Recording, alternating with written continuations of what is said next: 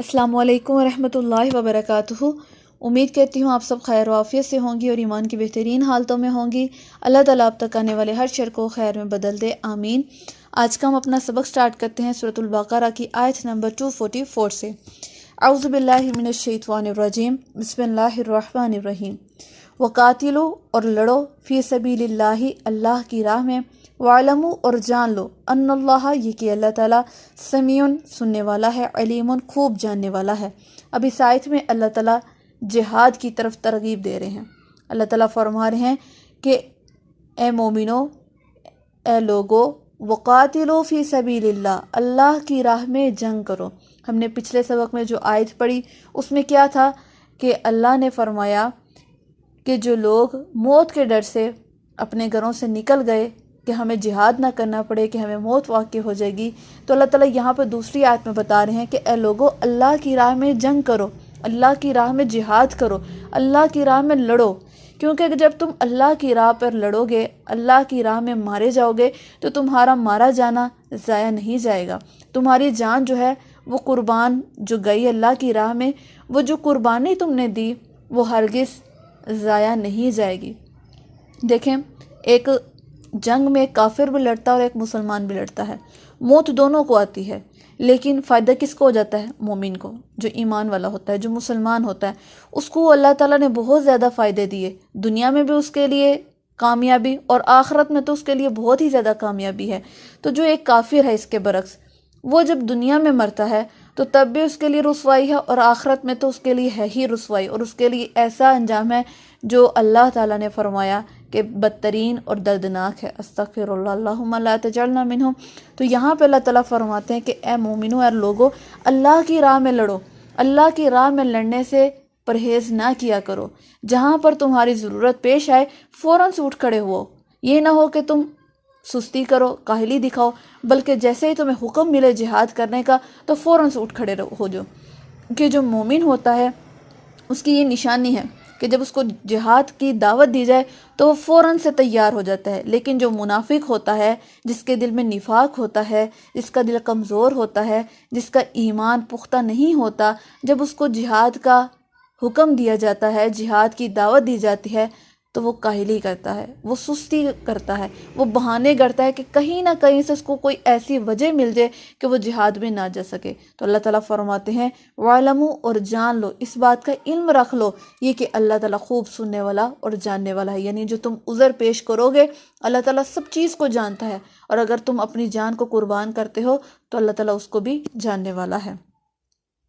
मंजल्लज़ी कौन है वो जो युक़रिज़ु कर्ज दे अल्लाह अल्लाह को, कर्जन कर्ज, हसनन अच्छा, फ़युज़ाइफ़हु तो वो बढ़ा दे उसे, लहू उसके लिए, अज़ाफ़न कई गुना, कसीरतुन ज़्यादा, वल्लाहु और अल्लाह ताला यक़बिज़ु तंग करता है, व यबसुतु और वो कुशादगी करता है, व इलैहि और तरफ उसी के तुरजाऊन तुम लुटाए जाओगे। अब अल्लाह ताला फरमाते हैं कौन है वो जो अल्लाह को कर्ज देता है। अल्लाह अकबर। अल्लाह को हम कर्ज कैसे दे सकते हैं? अल्लाह हमें कैसे पता कि हम तुझको कैसे कर्ज दें?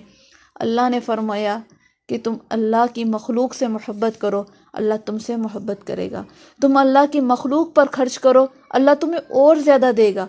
तो यहाँ पर कर्ज देने से मुराद ये था कि अल्लाह फरमाते हैं कि अगर तुम किसी को सदका खैरात करते हो, ठीक है, अगर 10 रुपये देते हो तो अल्लाह ने बाज़ जगहों पे फरमाया मैं तुम्हें 10 गुना दूंगा, बाज़ पे फरमाया 7 गुना दूंगा, कहीं पे फरमाया 70 गुना दूंगा, कहीं पे फरमाया बेमिसाल दे दूंगा, अपनी रहमतों के हिसाब से तुम्हें दूंगा। अल्लाह अकबर।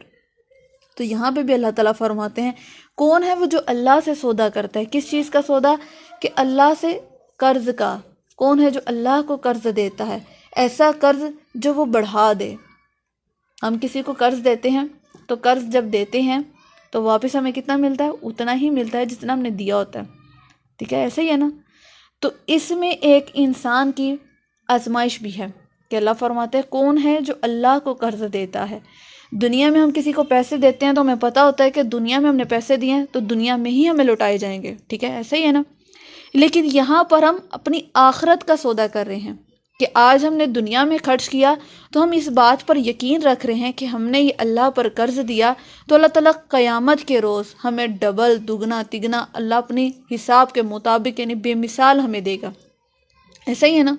تو اللہ تعالیٰ یہاں پر مومن کے یقین کی آزمائش کر رہے ہیں کہ کون ہے جو اللہ کو قرض دیتا ہے، اور ایسا قرض جو اللہ تعالیٰ بڑھا دے گا اس کے لیے اضعافاً کثیرہ، کئی گنا زیادہ، 1 گنا نہیں، 2 گنا نہیں، 3 گنا نہیں، بلکہ کئی زیادہ. یہ ہماری آزمائش ہی ہے نا، یہ مومن کا یقین ہی ہے نا کہ جب وہ اللہ کی راہ میں کوئی چیز خرچ کرتا ہے تو وہ کیا کہتا ہے؟ یہ اللہ کی رضا کے لیے میں نے خرچ کیا. کسی کے ساتھ نیکی کرتا ہے تو اللہ کی رضا کے لیے نیکی کرتا ہے. تو دنیا میں چاہے اس کو بدلہ ملے یا نہ ملے، لیکن اس کو یقین ہوتا ہے کہ آخرت میں میرے اللہ نے میرے لیے بہت بہتر اجر رکھ رکھا ہے. تو اللہ تعالیٰ فرماتے ہیں واللہ یقبض، اور اللہ تنگ کر دیتا ہے، ویبسط، اور کشادگی کرتا ہے. یعنی اللہ تعالیٰ کے یہ تقسیم ہے، کسی کو اللہ تعالیٰ نے بہت زیادہ نوازا اور کسی کو کم نوازا. یہ جو رزق کا معاملہ ہے یہ اللہ کے ہاتھ میں ہے. رازق صرف اللہ کی ذات ہے، اللہ ہی رزق دینے والا ہے. کسی کو اللہ نے کم دے کے آزمایا اور کسی کو زیادہ دے کے آزمایا.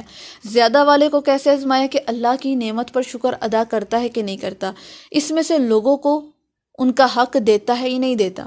اور جس کو کم رزق عطا کیا تو اللہ تعالیٰ اس کو بھی دیکھ رہے ہیں کہ وہ کتنا اللہ کی دی ہوئی نعمتوں پر، کتنی چیزوں پر صبر کرتا ہے. ٹھیک ہے، کتنا اللہ پر یقین رکھتا ہے کہ اگر آج مجھ پر تنگی ہے تو کل انشاءاللہ اللہ تعالیٰ مجھ پر آسانیاں بھی لائے گا.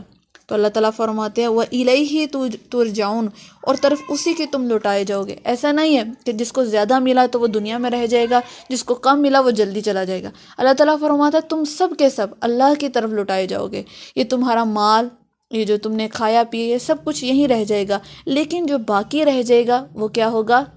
جو تم نے اللہ کی راہ کے لیے کچھ خرچ کیا ہوگا، جو تم نے نیک اعمال کیے ہوں گے، جو تم نے نیکیاں کی ہوں گی، وہ تمہاری باقی رہ جائیں گی اور وہی تمہارے کام آئے گی.